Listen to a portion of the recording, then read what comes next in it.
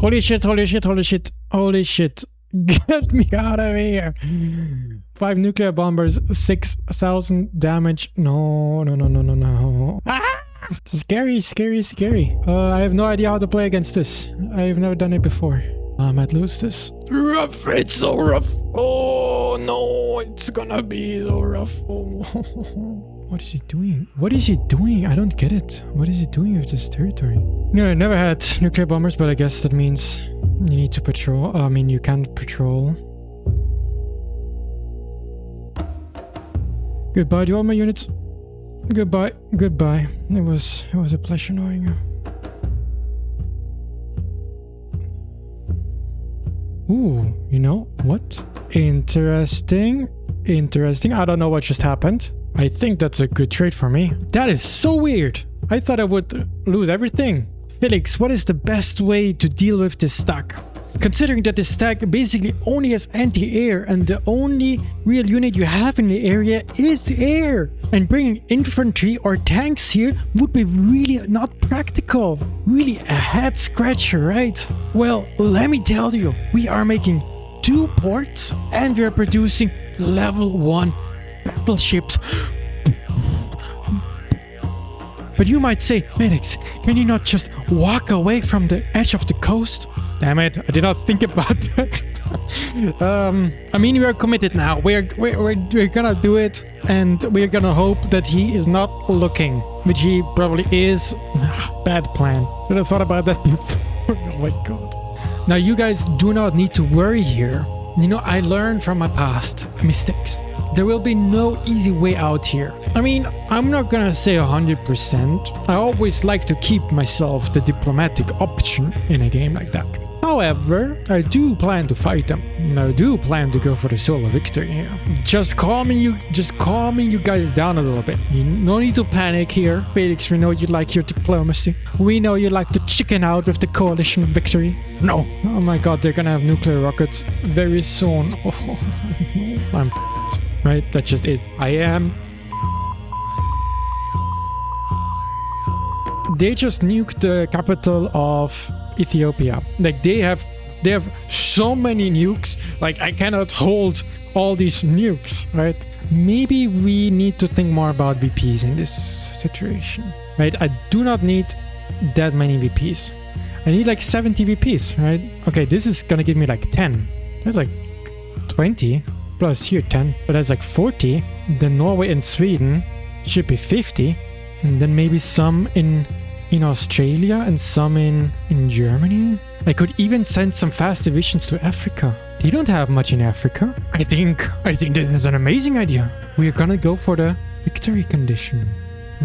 Even if it means attacking Austria. So, you know, the Philippine player just doesn't want to surrender. He is still playing even though he has basically nothing left. He's still moving around. Level 1 submarines still, you know, being annoying and I guess contributing a little bit to his team. Also, it's interesting that East Amazonas landed in Queensland but got pushed out. I mean, if we could secure Australia, that would be 3, 4, 5, 6, 7, 8, 9, 10, 11, 12, 13, 14, 15 and maybe like 16 VPs. We can even make more battleships as I have been making. Because, I mean, they are very cheap, right? We basically are producing a battleship for 900 food. Because steel is really not something that matters to us. I'm also trying to put some of the units on the African continent. I mean, Ethiopia is doing a little bit of a bad job. He is a little bit inactive and far too scared. I mean, he has this big, massive army stacks. He had more than enough troops to defend himself and keep the Americans away from him. Yeah, he is not really moving that much. And we see he got his core bombed. I mean, the opportunity that this presents is that we have a lot of VPs here that are not very heavily guarded, right? Colorado is just moving through with small units. Like this is 30 and this is also basically 30. And then considering that this is 10-ish, no, this is actually a little bit less. But yeah, we just need a few more. And those few we are probably gonna get from having runners here. I mean, the problem is either we need our air here, which is gonna spread us a little bit thin to cover everything here with air, or we just bring our own anti-air, right? And then we do like a little bit more slow and gradual. I'm also thinking about taking this stack here. Like this stack is not really doing much up here because I don't want to go all the way down because of bombers. Jesus, engage me in melee combat. Man, I was actually really trying to monitor this so that this exactly wouldn't happen, but I was not looking. Ugh. These are mistakes that I cannot really afford. That wasn't worth it. This isn't even our primary enemy. Not sure if I'm gonna get something done here. I'm just getting into his patrol tick, which is good. Well, hopefully he's not looking the next few minutes. And here we are kind of grinding him. Probably do an attack move. Man, I'm starting to really hate star units. And these guys are really doing them across the board. I think I might need to rethink my strategy of only using star units after I see them, because they are very oppressive. I don't know. Let me see, the Kutsia and this other guy, they're cooperating quite closely together. Man, I'm fighting like all star level units without my own star level units. It's super annoying.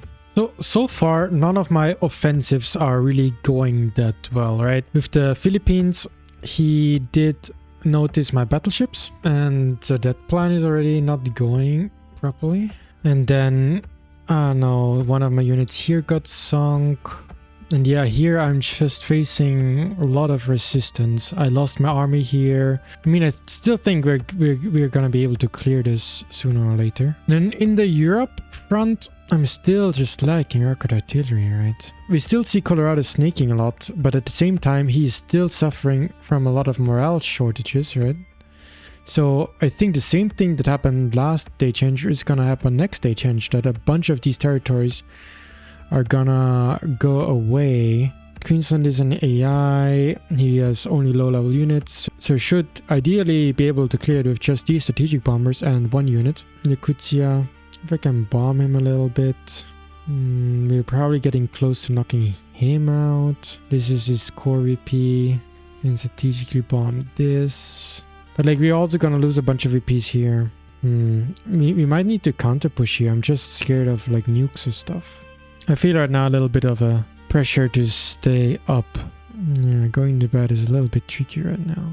I mean, we are on a German server, right? Everybody here speaks German, and people should live in Central Europe. Right now it's 1 a.m, even past 1 a.m. So people should be asleep. And of course there is, you know, some advantage to attacking during the night. Like, I'm doing that as well, right? I had wait orders, and now I'm like, I'm gonna try whether I can sneak around. And they also kind of do that. Like, they send individual units out to try to do damage during the night, basically abusing the fact that it's the night. Would he risk his massive artillery stack? Or do we think that he's just not asleep? But the point is, if he's asleep and he's just moving it around because he thinks this is invincible, I could crush it, right? Because if I combine all of my army here, I have 2 rocket artillery stacks and twice his HP. So I could destroy it. Yeah. Now this is also something, I'm only doing it because it's night. I am going very deep with my fighters here, which is something I wouldn't do during the day. It's a little bit risky because I know he has like multiple stacks of interceptors. Yeah, you know, I'm also transporting 20 armies now across the canal, and also for a night attack, right? I want to send some runners through the territory to disrupt him a little bit, to buy more time, to give me space, because that's what I really need right now.